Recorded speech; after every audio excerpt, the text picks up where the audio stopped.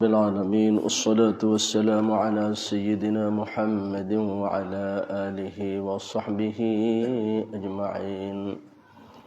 أما بعد فأعوذ بالله من الشيطان الرجيم. بسم الله الرحمن الرحيم. قل اللهم مالك الملك تؤتي الملك من تشاء وتنزع الملك ممن تشاء وتعز من تشاء وتذل من تشاء بيدك الخير إنك على كل شيء قدير. وقال تعالى في آية أخرى الذين إن مكناهم في الأرض أقاموا الصلاة وآتوا الزكاة وأمروا بالمعروف ونهوا عن المنكر ولله عاقبة الأمور. صدق الله العظيم. وعن أبي هريرة رضي الله تعالى عنه عن النبي صلى الله عليه وسلم قال: إنكم ستحرصون على الإمارة وستكون ندامة يوم القيامة فنعم المرضعة وبئست الفاطمة. رواه البخاري.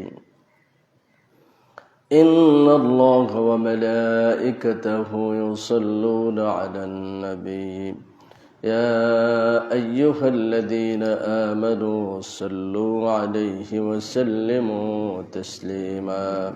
اللهم صل على محمد وعلى آل محمد كما صليت على إبراهيم وعلى آل إبراهيم إنك حميد مجيد. اللهم بارك على محمد وعلى آل محمد كما باركت على إبراهيم وعلى آل إبراهيم إنك حميد مجيد. اللهم صل وسلم وبارك عليه. সম্মানিত দিনী ভাইরা, পবিত্র মাহ রমাদান সমাগত। আগামী জুমা হয়তো রমজান মাসে হওয়ার সম্ভাবনা আছে। আমরা পবিত্র শাবান মাসের শেষ দিকে অবস্থান করছি। আল্লাহ পাক আমাদেরকে ভালো রেখেছেন, সুস্থ রেখেছেন। আল্লাহর শুকরিয়া আদায় করছি, আলহামদুলিল্লাহ। আল্লাহ পাকের কাছে আমরা দোয়া করছি আল্লাহ যেন আমাদের হায়াতকে বাড়িয়ে মাহ রমাদানের শেষ পর্যন্ত পৌঁছায় দেন। আল্লাহুম্মা আমিন। আমরা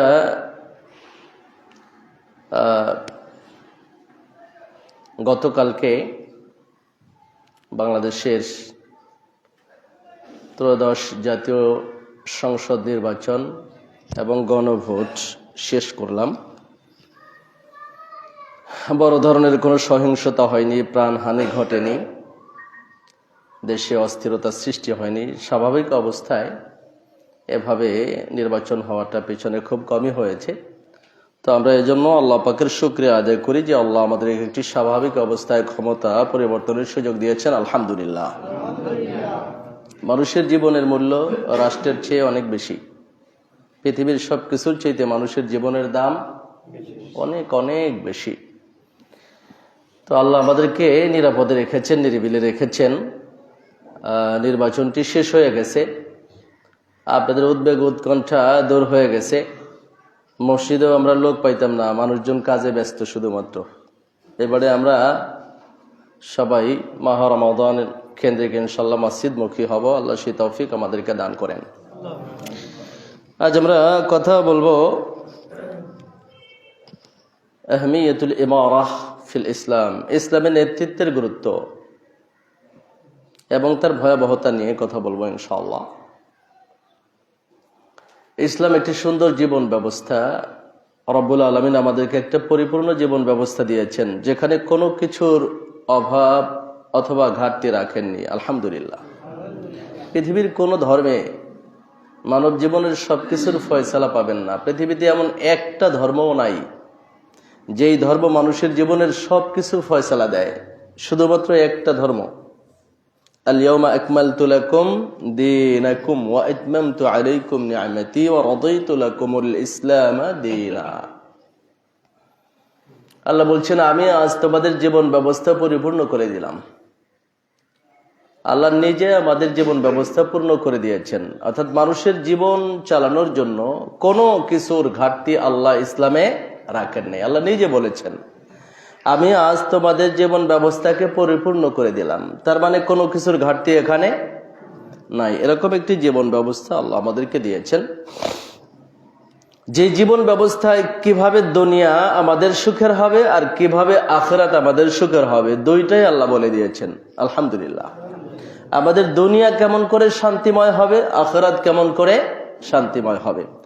অন্যান্য ধর্মগুলো আপনাকে শুধু কিছু পূজা অর্চনাই শেখাচ্ছে মানুষকে, এছাড়া আর কিছু না।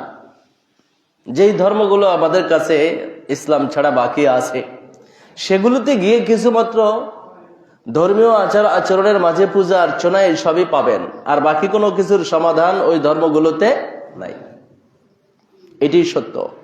কোন একটা ধর্মের কাছে যদি গিয়ে বলেন, বলতো গোটা পৃথিবীর অর্থ ব্যবস্থা কেমন করে চলতে পারে, পৃথিবীর যত ক্রাইসিস ফেস করুক না কেন, একটা নিরিবিলি একটা ভারসাম্যপূর্ণ অর্থ ব্যবস্থা কেমন করে হতে পারে, সমাধান দাও। পৃথিবীর একটা ধর্ম থেকেও সেটার সমাধান পাবেন না আপনি। এটা শুধুই মাত্র একটা ধর্মে আছে, সেটার নাম ইসলাম। এই জন্য আমরা ইসলামকে পেয়ে খুশি না বেজার? খুশি। আল্লাহ বলছেন, রাদিতু লাকুমুল ইসলাম দীনা, আমি তোমাদের জন্য ইসলামকে জীবন ব্যবস্থা হিসেবে পছন্দ করেছি। আমি আল্লাহ তোমাদেরকে পছন্দ করে দিয়েছি এটা, আলহামদুলিল্লাহ। সেটা যদি আমাদের কাছে পছন্দ না হয় তো আমরা কপাল পোড়া। তো ইসলাম এরকম একটি সুন্দর জীবন ব্যবস্থা, যে ইসলামের কাজ হলো দুনিয়াকেও সুন্দর করা, আখিরাতকেও সুন্দর করা। নাকি অন্য ধর্মের মতো ইসলাম শুধুই মাত্র একটু নামাজ রোজা হজ যাকাতকে শিখায়, ব্যবসা বাণিজ্য শিখায় না, পারিবারিক ব্যবস্থা শিখায় না, অর্থ ব্যবস্থা শিখায়, রাষ্ট্র ব্যবস্থা শিখায়, সমাজ ব্যবস্থা শিখায়, সব কিছু শিখায় ইসলাম। আল্লাহ আমাদেরকে মুসলিম বানিয়ে ইসলাম নামক দিনটা দিয়ে আমাদেরকে সবচেয়ে বেশি উপকার করেছেন। আল্লাহ নিজে কোরআনে বলেছেন যে আল্লাহ তোমাদের উপরে এহসান করেছেন তোমাদের মধ্যে নবী পাঠিয়ে, যিনি এই দিনটা আমাদেরকে দিয়েছেন। আল্লাহ এহসান করেছেন। তো আমাদের দেশে ক্ষমতার পরিবর্তন হলো, আপনাদের দৃষ্টিতে কেউ জিতে গেছে, কেউ ঠকে গেছে, ঠিক না? এই তো, যিনি জিতেছেন উনি খুশি না বেজার? আর যিনি ঠকেছেন না, যিনি জিতেছেন ওনার বেজার হওয়া উচিত। কান্নাকাটি, অনুশোচনা, ঝুঁকি নিয়ে ওনার তো হাসি থাকার কথা না। যেই বোঝা বহন করলাম, এই বোঝার জবাবদিহিতা একদিন আল্লাহর কাছে দিতে হবে না? মানুষের কাছেও দিতে হবে। আল্লাহ এত বড় দায়িত্ব নিয়ে কেউ হাসি আনন্দিত হবে না, হতে পারে না। খোদ আবু বকর রাদিয়াল্লাহু তাআলা আনহু যখন দায়িত্ব নিলেন, তার চেয়ে এই উম্মতে আর কোন সেরা মানুষ নাই। এটা উম্মতের ইজমা, এই উম্মতের সবচেয়ে সেরা মানুষ আবু বকর রাদিয়াল্লাহু তাআলা। নবী সাল্লাল্লাহু আলাইহি ওয়াসাল্লাম চলে গেলেন, চলে যাওয়ার পরেই পুরো দায়িত্বটা গ্রহণ করলেন আবু বকর রাদিয়াল্লাহু তাআলা। একদিকে দ্বীনি দায়িত্ব, আর একদিকে দুনিয়ার শাসনের দায়িত্ব, দুইটা দায়িত্বই তার। কেউ যাকাত দিতে অস্বীকার করেছে, যুদ্ধের জন্য দৌড়ায় যাচ্ছে। কেউ নবুয়তের ভণ্ড দাবিদার বের হচ্ছে, লোকজন নিয়ে যুদ্ধের জন্য চলে যাচ্ছে। যে যেখানে যে অপরাধ আছে, পৃথিবীর জাতিগোষ্ঠীগুলো ইসলামের বিরুদ্ধে ফুসে উঠেছে, মদিনা রাষ্ট্রের বিরুদ্ধে ফুটে উঠেছে, রাষ্ট্র রক্ষার জন্য প্রস্তুতি নিচ্ছে। সব টেনশন, আনন্দ তো দূরের কথা, বরং দায়িত্ব পেয়ে চোখের পানি ঝরছে। তিনি বলছেন, আইয়ুহান্নাস ফাইন্নী ক্বাদ উল্লিতু আলাইকুম, ও জনমণ্ডলী, আমাকে তোমাদের উপরে দায়িত্ব দেয়া হয়েছে। আমাকে দায়িত্ব দেওয়া হয়েছে, তিনি চাননি দায়িত্ব দেওয়া হয়েছে। ওয়ালাস্তু বিখাইরিকুম, আমি তোমাদের মধ্যে সর্বশ্রেষ্ঠ নই। আমাকে দায়িত্ব দেওয়া হয়েছে, এর মানে আমি এইটা মনে করি না যে আমি তোমাদের মধ্যে সবচেয়ে ভালো, আমি এইটা মনে করি না, আমি তোমাদের মধ্যে সবচেয়ে ভালো নই, কিন্তু আমাকে দায়িত্ব দেওয়া হয়েছে। ফাইন আহসানতু ফাআইনুনি, যদি তোমরা দেখতে পাও আমি ভালো কাজ করি তাহলে তোমরা আমাকে সহযোগিতা করবে। ওয়াইন রাআইতুমুনি ওয়াইন আসাতু ফাকাউবিমুনি, আর যদি আমি কোনো অন্যায় করে ফেলি তাহলে তোমরা আমাকে ঠিক করে দিবা। এটা ওনার দায়িত্ব নেয়ার পরে প্রথম ভাষণ। ও জনতা, তোমরা যদি দেখতে পাও আমি ভালো কাজ করি তাহলে তোমরা আমাকে সহযোগিতা করবা, আর যদি আমি ভুল করে ফেলি তাহলে তোমরা আমাকে সোজা করে দিবা। সোজা করা বুঝেন তো? হ্যাঁ, আমি যেই অন্যায়টাই করব সেই অন্যায় শুধু বাধা দিবা এই কথা না বলে বলেছেন তোমরা আমাকে সোজা করে দিবা। সোজা করা বুঝেন তো? বাঁকা হয়ে গেছে, এটা সোজা করা কি সহজ? যে জিনিসই বাঁকা হয়ে যায় ওইটা সোজা করা কঠিন। কোন জিনিস বাঁকা হয়ে গেলে সোজা করা সহজ না।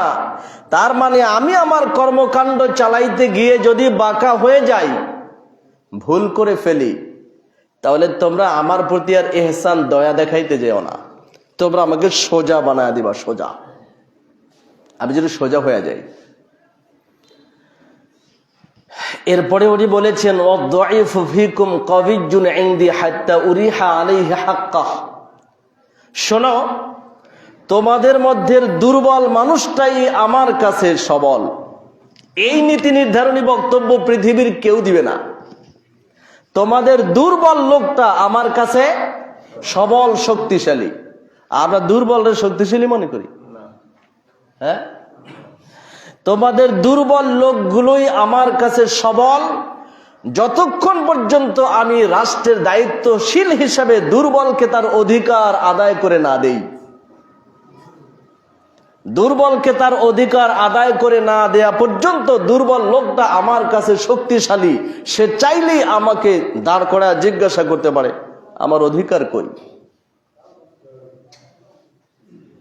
এই কথা, এইরকম নীতি নির্ধারণী বক্তব্য দেয়া সহজ না। ওয়াল কাবিয়্যু ফীকুম যায়ীফুন হাত্তা আখুযাল হাক্কা মিনহু, আর তোমরা যাকে সবচেয়ে শক্তিধর দেখো, ক্ষমতাধর, সেই লোকটা আমার কাছে দুর্বল যতক্ষণ পর্যন্ত আমি তার কাছ থেকে অধিকার আদায় করে না নেই। তার কাছে পাওনা আছে, জনতার পাওনা আছে, রাষ্ট্রের পাওনা আছে, সেটা আদায় না করা পর্যন্ত সে আমার কাছে দুর্বল। আমি যে কোনো সময় তাকে ধরে বলতে পারি দিয়ে দাও। দীর্ঘ একটা বক্তব্য দিয়েছেন। তো যারা দায়িত্ব পেয়েছেন এই রাষ্ট্রটার দুইটা ঝামেলা। একটা হলো দায়িত্বশীলদের আল্লাহর আদালতে জবাব দিতেই হবে। ইসলামে আমরা মুসলমান হিসাবে বিশ্বাস করি যে আমাদের সব কাজের জবাব একদিন আল্লাহর কাছে। এই বিশ্বাস কি আছে সবার? আপনাদের ব্যবসা বাণিজ্যের, বিয়ে শাদীর, চুরি ডাকাতির, রাষ্ট্র শাসনের, প্রত্যেকটার জবাব দিতে হবে। প্রত্যেকটায় জবাবে যদি আপনি আল্লাহর কাছে জিতে যান তো সীমাহীন পাওনা, এবং সেই পাওনার ক্ষেত্রে সবচেয়ে বড় পাওনা হচ্ছে শাসকের পাওনা। আলহামদুলিল্লাহ বলেন। শাসক যদি আল্লাহর আদালতে জবাব দিয়ে বেঁচে যায় তাহলে তার পাওনার মতো আখিরাতে আর কারো বড় পাওনা নাই। সবচেয়ে বড় পাওনা হলো কিয়ামতের ময়দানেই আল্লাহ পাক তার জন্য আরশের নিচে ছায়ার ব্যবস্থা করবেন। তো দায়িত্ব ছোট হইলে কি পাওনা বড় হয়? না।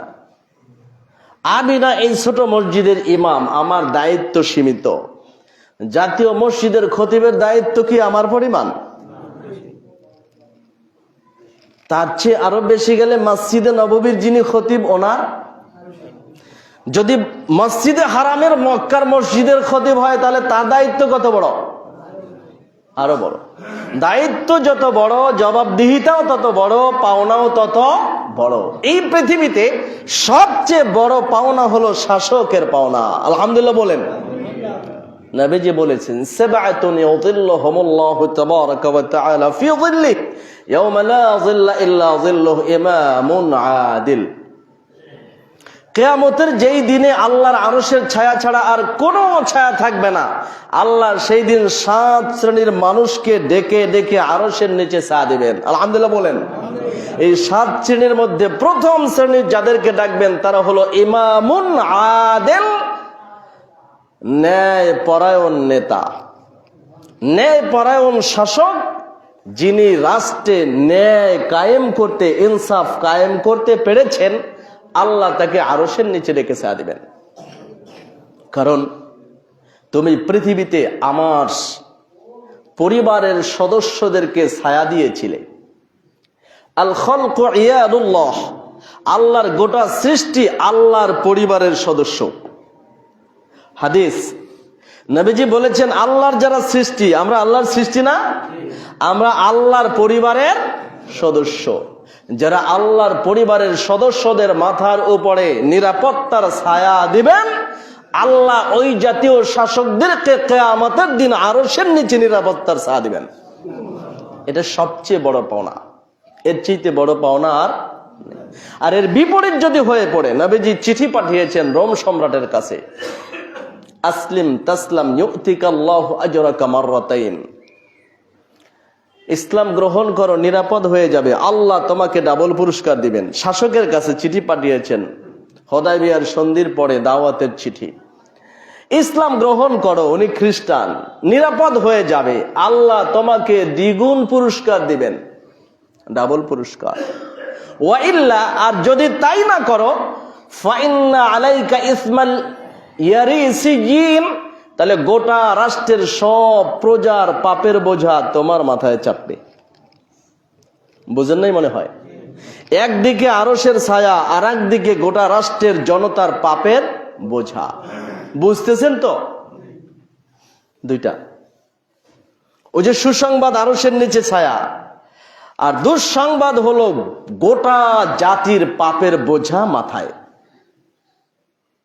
কারণ শাসক যেমন হয় জনতাও তেমন হয়। আমি যদি প্রতি রাকাতে সূরা ইখলাস দিয়ে নামাজ পড়ি, তাহলে আপনাদের নামাজ হবে সংক্ষেপ, ঠিক না? সূরা ইখলাস। ফজরেও গিয়ে দেখছি মানুষ নামাজ পড়ে সূরা নাস দিয়া, ফালাক নাস দিয়ে ফজর শেষ করছে। শর্টকাট, সুবিধা তো, ইমামেরও সুবিধা, মুসল্লিদেরও সুবিধা। নবীজি কি এরকম পড়েছেন? তো এখন এই সূরা ফালাকার নাস দিয়ে 2 রাকাত নামাজ পড়তে লাগছে ইমামের 4 মিনিট, আর আমরা যদি 30-40 আয়াত দিয়ে পড়ি তাহলে নামাজ পড়তে লাগে 12 থেকে 14 মিনিট। দুইটা কি সমান? সমান না। তো আল্লাহ পাক সবচেয়ে বড় পাওনা তার জন্য অ্যাওয়ার্ড রেখে দিয়েছেন, আবার সবচেয়ে বড় ঝুঁকিও তার জন্য আছে। কিয়ামতের দিন নবীদের মধ্যে সবার শেষে বিচার হবে সুলাইমান আলাইহিস সালামের। কারণ এমন রাজত্ব আল্লাহ তাকে দিয়েছেন, যেই রাজত্ব পৃথিবীর আর কাউকে দেওয়া হয়নি। আল্লাহর কাছে চেয়েছেন, রব্বি হাবলি মুলকান লা ইয়ামবাগি লি আহাদিম মিন বাদি, আল্লাহ তুমি আমাকে এমন রাষ্ট্র ক্ষমতা দিবা, যেই রকম ক্ষমতা তুমি আমার পরে আর কাউরে দিবা না। বুঝেন নাই? নবী দোয়া করছে, আল্লাহ প্রত্যেক নবীর জন্য একটা বিশেষ দোয়া রেখেছেন, করলেই মঞ্জুর। আলহামদুলিল্লাহ বলেন, করলেই মঞ্জুর। সব নবী ওইটা করে গেছে। আমাদের নবীজি বলছেন, ইন্না লিকুল্লি নাবিয়্যিন দাওয়াতাম মুস্তাজাবা, প্রত্যেক নবীর জন্য একটা কবুল যোগ্য দোয়া আল্লাহ দিয়েছেন। ফাদাআ কুল্লু নাবিয়্যিন, প্রত্যেক নবী দাওয়াতা, তার দোয়াটা দুনিয়ায় করে রেখেছেন। ওয়া ইন্নী ইখতাবাতুহা শাফাআতান লিউম্মতি ইয়াউমাল কিয়ামা, আমি ওই স্পেশাল দোয়াটা দুনিয়ায় করিনি, ওটা আমার উম্মতের জন্য রেখে দিছি, কিয়ামতের দিন ওটা দিয়ে আমি আল্লাহর কাছে সুপারিশ করব। তো সুলাইমান আলাইহিস বলছে, দোয়া করছেন, রব্বি হাবলি মুলকান লা ইয়ানবাগি লিআহাদিন মিন বাদি। কোরআনের বক্তব্য, আল্লাহ তুমি আমারে এমন শাসন ক্ষমতা দাও যা আমার পরে আর তুমি কাউরে দিবা না, এরকম দাও। আল্লাহ দিয়েছেন। তার শাসন ক্ষমতা চলতো সবকিছুর উপর। ওই সময় তো বিমান ছিল না, কিন্তু ওনার জন্য ছিল নাকি? স্পেশাল ফ্লাইট ছিল না? ছিল। পশু পাখিরা পর্যন্ত ওনার কথা বুঝতেন, উনিও তাদের কথা বুঝতেন। কথোপকথন হতো সবার সাথে। এটা দিয়েছেন। যেমন রাষ্ট্র ক্ষমতা, হিসাবও তেমন বেশি। দাঁড়ায় থাকতে হবে সবার শেষে। যার পাওনা অনেক বেশি তার সবার শেষে। দোকানে আপনি অনেক বাজার করবেন, একটা গার্মেন্টসে গিয়েছেন 10,000 টাকার বাজার, আর আমি গিয়েছি শুধুমাত্র বাচ্চার জন্য একটা ফ্যান কিনতে। তো আপনি কিনতেছেন, তার মধ্যে দোকানদার বলবে, একটু দাঁড়ান, হুজুরের একটা ফ্যান দিয়ে নেই, কারণ আমার চাহিদা কম।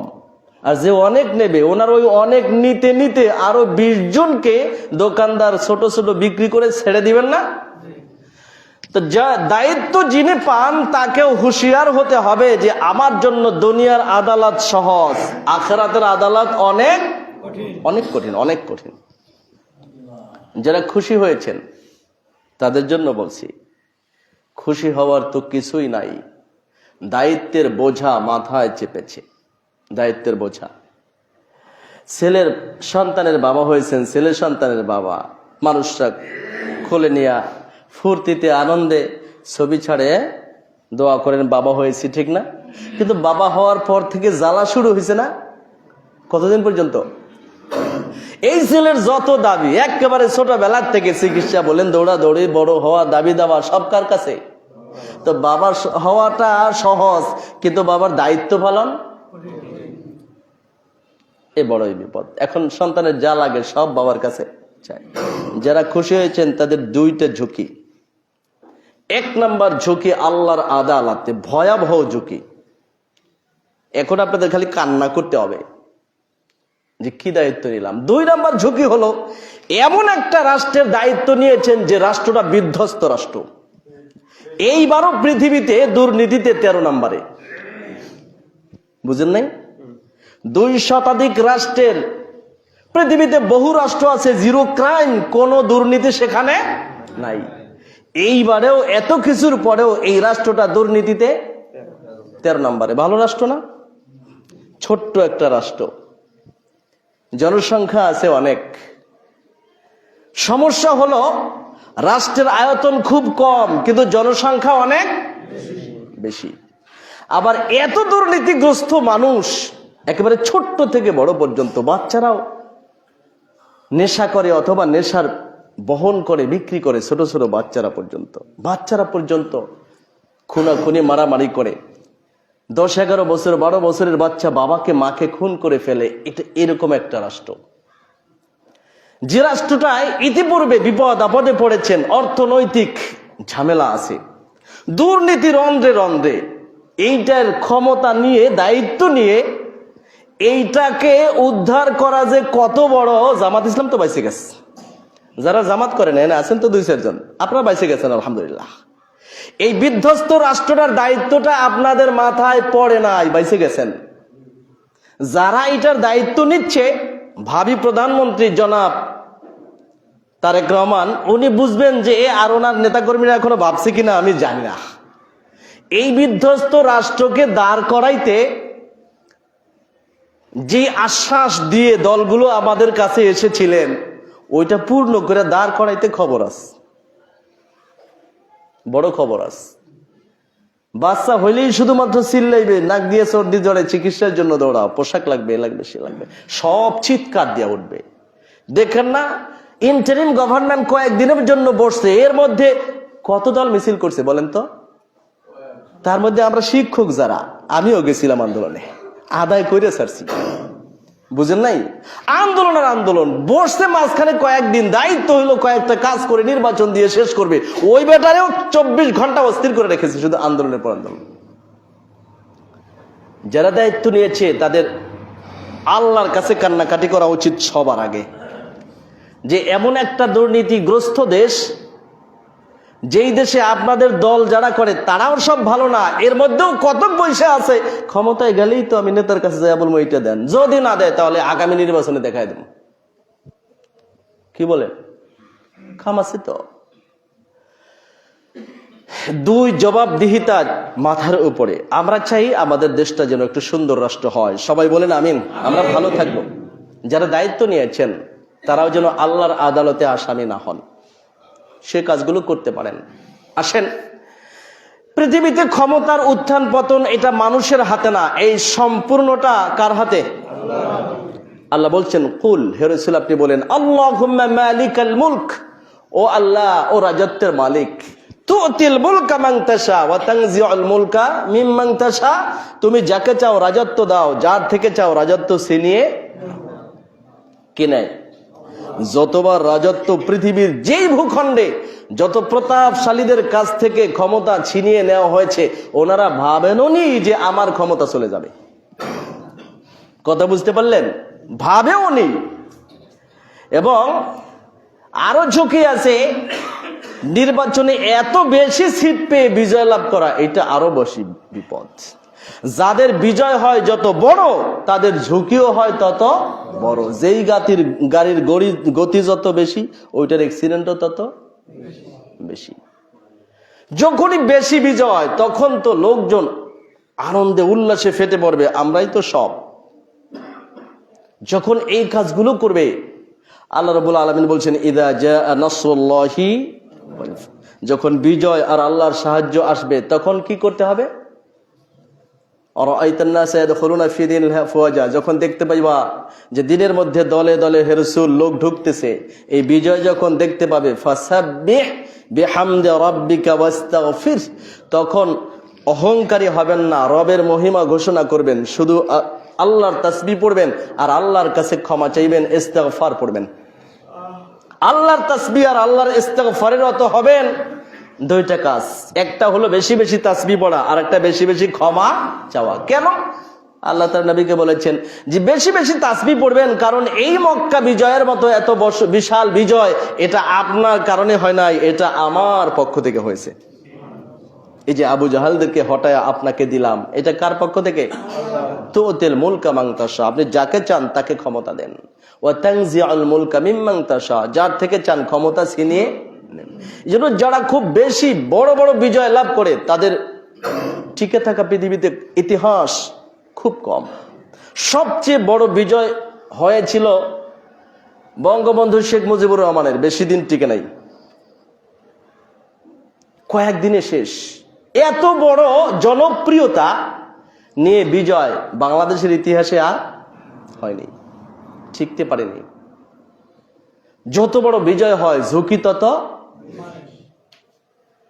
শহীদ প্রেসিডেন্ট জিয়াউর রহমানের মতো জনদরদি প্রেসিডেন্ট বাংলাদেশে আর ওনার পর থেকে আর আসেনি।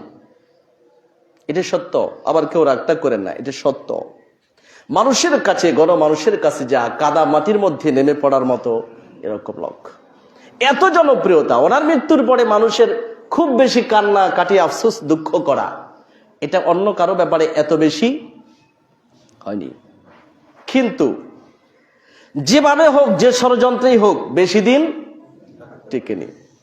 আবার পুরো দস্তুর ক্ষমতা নিয়ে প্রেসিডেন্ট হোসেন মোহাম্মদ এরশাদ আসলেন। এমনি করে করে যখনই কারো বিজয় হয়, এরপরে বাকি থাকে পরাজয়। বিজয়ের পরে বাকি কি?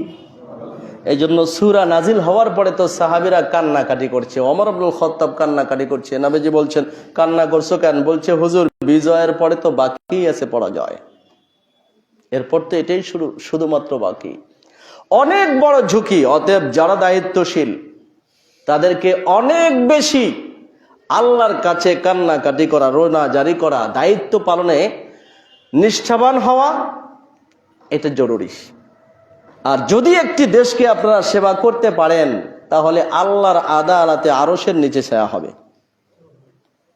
এই মহান ঘোষণা আল্লাহর পক্ষ থেকে আছে। নবীজি বলছেন, কুল্লুকুম রাঈন ওয়া কুল্লুকুম মাসউলুন আন রাঈয়াতিহি, তোমরা প্রত্যেকে দায়িত্বশীল, তোমাদের প্রত্যেকের দায়িত্ব সম্পর্কে আল্লাহর আদালতে জবাব দিতে হবে। এটি বুখারীর হাদিস শোনাচ্ছি। এরপরে নবীজি বলছেন, আল ইমামু রাইন ওয়া হুয়া মাসউলুন আনহু আন রাইয়াতিহি। প্রত্যেক শাসক একজন দায়িত্বশীল, তাকে তার দায়িত্ব সম্পর্কে জিজ্ঞাসা করা। প্রত্যেককে, যার যতটুকু দায়িত্ব তাকে তার ততটুকু দায়িত্ব সম্পর্কে আল্লাহর আদালতে জিজ্ঞাসা করা হবে। আমরা সেই দায়িত্বের ব্যাপারে সচেতন হই। যারা দায়িত্ব পেয়ে গেছি তাদের জন্য আজ আল্লাহ বলছেন আল্লাযীনা ইম্মাক্কান্নাহুম ফিল আরদ, আমি যাদেরকে জমিনে শাসন ক্ষমতা দিব, আকামুস সালাহ, এক নাম্বার কাজ হলো তারা নামাজ কায়েম করবে।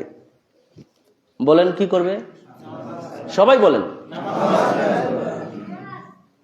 আল্লাযীনা ইম্মাক্কান্নাহুম ফিল আরদ, আমি যাদেরকে পৃথিবীতে ক্ষমতা দিব চারটা কাজ করবে।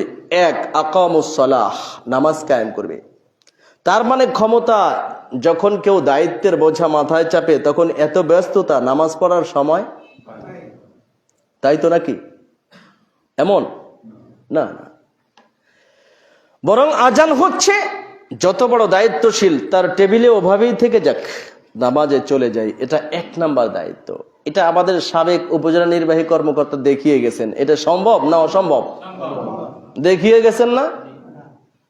তার মানে ব্যক্তিগত জীবনকে পরিচ্ছন্ন করা, এটা দিয়ে আল্লাহ বোঝাচ্ছেন পুরো ব্যক্তিগত জীবনকে পরিচ্ছন্ন করে ফেলা। দুই, ওয়া আতাউজ যাকাহ, দুই নম্বরে যাকাত আদায় করা। এ দিয়ে আল্লাহ পাক অর্থনৈতিক জীবনের অর্থনৈতিক কর্মকাণ্ডকে পরিচ্ছন্ন করতে বলেছেন। তবে যাকাত আদায় করবে। ক্ষমতা দিলেই তারা কি করবে? যাকাত আদায় করবে। যাকাত করবে হালাল পয়সা দিয়ে না হারাম পয়সা দিয়ে? হ্যাঁ, তার মানে আল্লাহ বলে দিয়েছেন যারাই ক্ষমতায় আসছো তোমাদের হাতে পুরো জাতির সম্পদ, সুতরাং সব সময় মাথায় রাখতে হবে যাকাতের কথা। আমাকে আমার সম্পদ পরিচ্ছন্ন করে রাখতে হবে। পৃথিবীর ইতিহাস আমরা জানি। তিন, আমারু বিল মারুফ, জাতিকে ঠিক করার জন্য নিজে যেমন ন্যায় কাজ করবে, জাতির মানুষকে সব সময় ন্যায়ের ব্যাপারে তাগিদ দিবে, এটা ভালো এটাই করো, এটা ভালো এটাই করো। চার, ওয়া নাহাউ আনিল মুনকার, অন্যায় তো করবে না, বরং অন্যায়কে প্রতিষ্ঠিত হতে দেবে না। কোন অন্যায়কে সমাজে প্রতিষ্ঠিত হতে দেবে না। যে আমরা ক্ষমতা পেয়েছি এটাকে আমরা জিরো ক্রাইমের দেশে পরিণত করব। জিরো ক্রাইমের দেশ।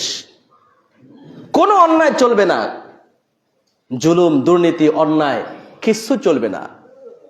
যদি এমনটা হয় তো পৃথিবী একটা সেমি জান্নাত হবে, সুখের পৃথিবী হবে। পৃথিবীতে বহু আমাদের দেশের ছেলেরা, আমি বারবার বলেছি, দেশে থাকতে চায় না, তাদের লজ্জা। মনে করেন একটা ছেলে এখন সুইডেনে আছে, একটা ছেলে সিঙ্গাপুরে আসে। সিঙ্গাপুর তো ছোট্ট একটা রাষ্ট্র, ছোট্ট একটা রাষ্ট্র, লোক সংখ্যাও অল্প কয়েকজন, কিন্তু আমরা সিঙ্গাপুর বললেই বুঝি কি?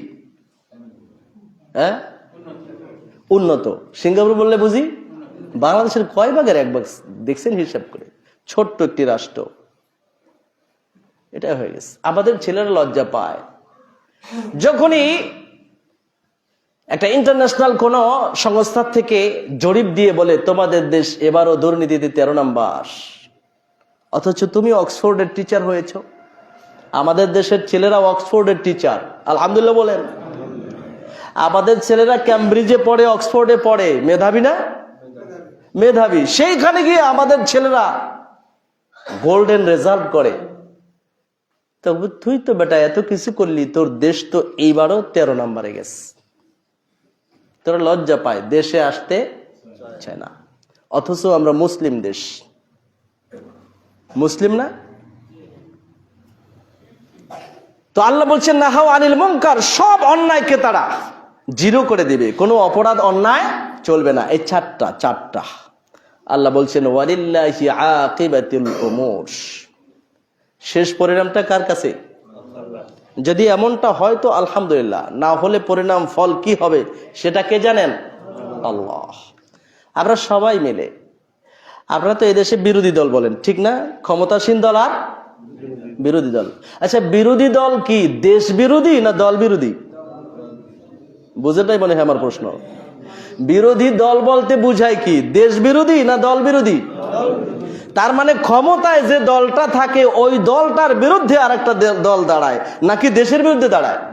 তাহলে ক্ষমতায় থেকে তারা যদি ভালো কাজ করে তাহলে বিরোধী দলটাকে ওটারেও খারাপ বলবে? এটা বিরোধী দল, এটা দেশ বিরোধী দল। মহাজন সাহেব যাচ্ছেন, জুমার দিনে যা দান করবেন হাতে বের করে রাখুন। সবাই কম বেশি দান করেন। তো 4টি দায়িত্ব। 1 নম্বরে ব্যক্তি জীবনকে পরিচ্ছন্ন করা, অর্থাৎ নামাজি হওয়া। নামাজি হলেই ব্যক্তি জীবন পরিচ্ছন্ন, আলহামদুলিল্লাহ বলেন।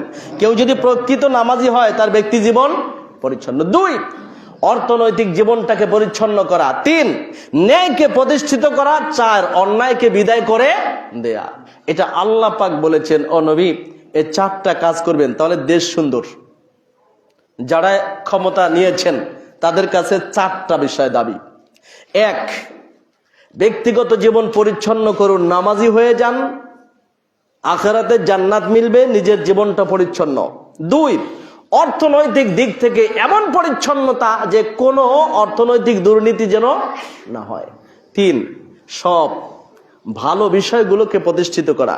ভালোটা আপনার বিরোধী দলেরও হতে পারে, আপনার দলেরও হতে পারে, বিরোধী দলের ভালোটাকেও সমর্থন দেয়া।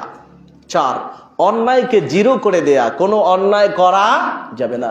4টা মূলনীতি মানলে পৃথিবীতে কোন রাষ্ট্রে মানুষ আর কেন কষ্ট পাবেন? রাষ্ট্র তো জান্নাত হয়ে যাবে। আল্লাহ তৌফিক দান করেন। আল্লাহ নবী সাল্লাল্লাহু আলাইহি ওয়াসাল্লাম বলছেন, ইন্নাকুম সাতাহরিসুনা আলাল ইমারাহ, তোমরা তো শুধু নেতৃত্ব চাও। নেতৃত্ব চাই না, আমরা নেতা হইতে চাই, কি বলেন? এটা খুবই সাহাবাদের জামানাও কেউ কেউ এসে নবীজির কাছে বলছে, হুজুর আমার একটু দায়িত্ব দেন, শাসকের দায়িত্ব, আমি একটু দায়িত্ব পালন করি। নবীজি বলছেন, ইন্নাকুম সাতাহরিসুনা আলাল ইমারাহ, তোমরা তো নেতৃত্ব চাও, লিডারশিপ চাও। নবীজি বলেছেন, ওয়াসাতাকুনু নাদামাতান ইয়াউমাল কিয়ামা, এই নেতৃত্বটাই কিয়ামতের দিন সবচেয়ে বেশি লজ্জার কারণ হবে। অনুশোচনা, অনুতাপ, লজ্জা, কষ্টের কারণ হবে নেতৃত্ব। ফানি'মাতিল মুরদিআতু ওয়া বি'সাতিল ফাতিমা, নবীজি একটা উদাহরণ দিয়েছেন, শোনো, তোমরা তো নেতৃত্বের লোভ করো, এটার উদাহরণটা শোনো। দুগ্ধ দায়িনী মা সে খুব ভালো, কিন্তু যেই মা দুধ ছাড়ায়, দুধ ছাড়া নিয়ে বড় খারাপ। মা যতদিন পর্যন্ত দুধ পান করায় ততদিন বাচ্চার কাছে মা খুব ভালো, মায়েরও শান্তি, বাচ্চারও শান্তি। কিন্তু দুধ যখন ছাড়ায় তো মায়েরও কষ্ট, বাচ্চারা। 2 বছর পর্যন্ত বাচ্চা খাইতে খাইতে অভ্যাস হয়ে গেছে, বাইরের খাবার খাইতেই চায় না, মায়ের স্থানে দুধ পায়, খালি ওই বিনা টাকায় দুধ খাইতে চায়, বুঝেন নাই? মায়ের কাছে আছে তো 2 বছর হয়ে গেছে পরে এখন মা হঠাৎ যখন বন্ধ করতে চায়, এখন তো বাচ্চার চিৎকার। মা এবার বাচ্চার দুধ পান বন্ধ করানোর জন্য আগের মহিলারা স্তনে তিতা কিছু দিয়ে রাখতেন, যাতে বাচ্চা মুখে দিয়ে এরপর ফিরে যায়, এমন কাজ করতেন। নবীজি ওইটার উদাহরণ দিয়েছেন, দেখো দুগ্ধ দায়িনী সে খুব ভালো, কিন্তু দুগ্ধ ছাড়া নিয়ে সে খুব খারাপ। নবীজি এটা দিয়ে বোঝাচ্ছেন, তুমি তো ক্ষমতার লোভী, ক্ষমতা চাচ্ছ, ক্ষমতা পাওয়া এটা খুবই ভালো, কিন্তু ক্ষমতা ছাড়ার অবস্থাটা মোটেও ভালো না। আপনি পৃথিবীর ইতিহাস খুঁজেন, ক্ষমতা যখন হাতে আসে এটা খুব ভালো, ক্ষমতা যখন হাত থেকে যায় তখনকার পরিস্থিতি বলেন। বাংলাদেশের ইতিহাস দেখেন, ভারতীয় উপমহাদেশের ইতিহাস দেখেন, বা বাইরের পৃথিবীর আরো কিছু ইতিহাস দেখেন। বিশ্বনবী এই উদাহরণ দিয়েছেন এখন থেকে 1450 বছরেরও আগে। পৃথিবীতে মুহাম্মদ সাল্লাল্লাহু আলাইহি ওয়াসাল্লাম হলেন সবচেয়ে বড় জ্ঞানী রাষ্ট্র নায়ক হিসেবে, তার চেয়ে বড় সফল রাষ্ট্রনায়ক আর কেউ ছিলেন না। তিনি বলেছেন, ক্ষমতা তো তুমি চাও, ক্ষমতা পাওয়া যত সহজ, ছাড়া অত সহজ না। ক্ষমতা ছাড়িয়া জেল খাটে নাই এইরকম নেতার সংখ্যা কথা বলেন না, বেশি না কম? ক্ষমতা পাইলে সবার গলায় ফুলের মালা ঝোলে, কিন্তু ক্ষমতার পরে জেল খাটে নাই এইরকম নেতা কয়জন? হয়তো জেলে গেছে, নয়তো জীবন গেছে,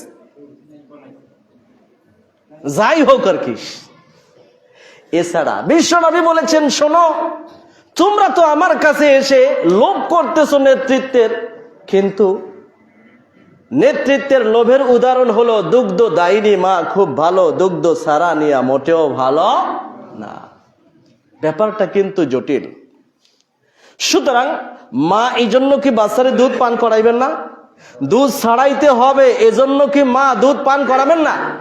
করাবেন অবশ্যই। আবার দুধ পান করাইতে করাইতে বাচ্চার অভ্যাস হয়ে গেছে শুধু দুধ খাওয়া, এখন বাচ্চা হারাম খাইলে সে সময়ও কি খাওয়াবেন? মোটেই না।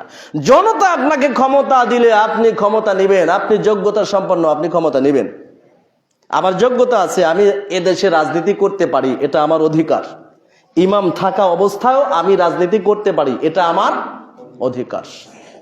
বুঝেন নাই? যদিও এদেশে চলবে না, ইমাম সাহেব রাজনীতি করবে কেন? এটা চলবে না। আমি যদি নির্বাচন করতাম আপনারা একজনও ভোট দিতেন না। দিতেন? দিতে দু একজন আর কি। যাই হোক, এখন বাচ্চা 2 বছর পরে দুধ ছাড়তে চাইবে না, এজন্য কি মা 2 বছর আগেই তার দুধ পান বন্ধ করে দিবেন? অবশ্যই না। কারণ মায়ের মমতা স্নেহ আছে, আমার বাচ্চাটাকে বাঁচানো দরকার, বাঁচানোর জন্য সব সম্পদ আমার বুকেই জমা আছে, অতএব আমার যত কষ্ট হোক বাচ্চাকে আমি দুধ পান করাবো। দুধ পান করাইতে করাইতে 2 বছর, এখন তো ওর দুধ খাওয়ার অভ্যাস হয়ে গেছে, বুঝেন নাই? এখন ছাড়াইতে গেলে বড় বিপদ। আপনার যোগ্যতা আছে অবশ্যই, জাতি যদি আপনার সেবায় বাচ্চার মতো লালিত পালিত হয়, এই যোগ্যতা আপনার থাকে, অবশ্যই আপনি রাজনীতি করবেন, জাতির মানুষকে শান্তি সুখে রাখবেন, পরিণামে আপনি জান্নাত আরশের নিচে ছায়া পাবেন। এটা আপনার ভালো কাজ। রাজনীতি করা ভালো কাজ না খারাপ কাজ? করেন না হুজুর, আপনি করেন না কেন? আমি বলছি আগে এটা বারবার যে আমি শিক্ষা নিয়ে কাজ করি, একজনের সব করতে পারে না। বাঙালির সবচেয়ে বড় দোষ হলো যে যেই সেক্টরে কাজ করে অভিজ্ঞতা নাই, খালি কাম করে। জীবনেও রাজনৈতিক কোনো অভিজ্ঞতা নাই, রাষ্ট্র বোঝে না, দর্শন বোঝে না, ফিলোসফি বোঝে না, সংবিধান বোঝে না, আইন বোঝে না, জনগণের চাহিদা বোঝে না, তারপরেও টাকা আছে, আইসে কি করবে? আরে ভাই টাকা আছে, ব্যবসা করেন, রাজনীতি করবেন কেন? রাজনীতি তো ওই লোকটা করবে যিনি গোটা জিও পলিটিক্স বোঝে, আন্তর্জাতিক রাজনীতি বুঝে, একটা জাতির অস্তিত্ব বুঝে, একটা জাতির সাথে তার স্বরাষ্ট্র পররাষ্ট্র নীতি বুঝে। এই জাতি কোন অবস্থায় আছে, তার উন্নয়ন উন্নতি করতে কি দরকার, এগুলো সব চিন্তা দর্শন যার মাথায় আছে উনি করবে রাজনীতি। টাকা হইলেই দৌড়ে আসে কি করে? রাজনীতি করে সবাই। আমি করছি না একটা কারণে, তার মানে আমি রাজনীতি করা খারাপ এই কথা বলছি না। রাজনীতি করা আমি যা করি তার চেয়েও ভালো, আরো ঝুঁকিপূর্ণ, আরো বেশি ফায়দা, কিন্তু আমি করতে পারছি না। তাই মানে আমি এই কথা বলছি না যে এটা করা যায়, আপনি করবেন। কারণ যদি আপনি ভালো মানুষগুলো রাজনীতি না করেন, মা যদি বাচ্চারে দুধ না দেয় আর সেই দুধ পান করাইতে যদি সৎ মায়ের কাছে দেয়, বাচ্চার দশা কি হবে? বুঝেন নাই মনে হয়?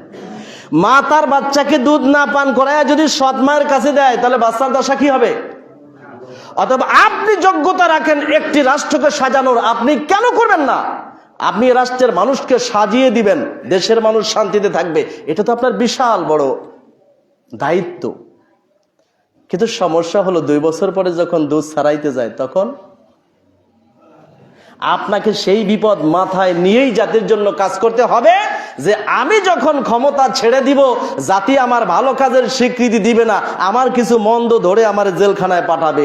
এই ঝুঁকি মাথায় নিয়েই আপনাকে ভালো কাজ করতে হবে। এই কথাই বলেছেন মুহাম্মদুর রাসূলুল্লাহ। কথা বুঝেন নাই? যে দুগ্ধ দায়িনী খুব ভালো, কিন্তু দুগ্ধ ছাড়া নিয়া ভালো না। আপনি এটা করবেন, কিন্তু সব সময় মাথায় রাখতে হবে আমরা মুসলিম, আমাকে আল্লাহর আদালতেও জবাব দিতে হবে। আল্লাহ যেন সেই সুযোগটা আমাদেরকে দান করেন, আমরা যেন প্রত্যেকটা ক্ষেত্রে আখিরাতকে ভুলে না যাই। এক কবি বলেছেন, লা খায়রা ফিদ দুনিয়া লিমান লাম ইয়াকুন লাহু মিনাল্লাহি ফি দারিল মাকামি নসিব। শোনো, যাদের দুনিয়ার সব হয়েছে কিন্তু আখিরাতের বাড়ি নাই, তাদের কিচ্ছু নাই। যাদের দুনিয়ার সব হয়েছে কিন্তু আখিরাতের বাড়ি নাই, তাদের وَإِن تُعْجِبِ الدُّنْيَا رِجَالًا فَإِنَّهُ مَتَاعٌ قَلِيلٌ وَالزَّوَالُ قَرِيبٌ। যদিও দুনিয়ার এই চাকচিক্য কিছু মানুষকে একেবারে মোহিত করে, আকৃষ্ট করে, কিন্তু মনে রাখবা এটা কয়েকদিনের জন্য, এরপরে হাতছাড়া হয়ে যাবে, এটা থাকবে না। কারো হাতেই ক্ষমতা, জনতা, অর্থ, বিত্ত, টাকা পয়সা কিছুই থাকবে না। আপনি বৈধভাবে আসলেও থাকবে না, অবৈধভাবে আসলেও থাকবে না, আপনার কাছ থেকে যাবেই যাবে। দুর্নীতি করলে যেমন চাকরি হারায়, দুর্নীতি ছাড়া বয়সের ভারেও হারায় না।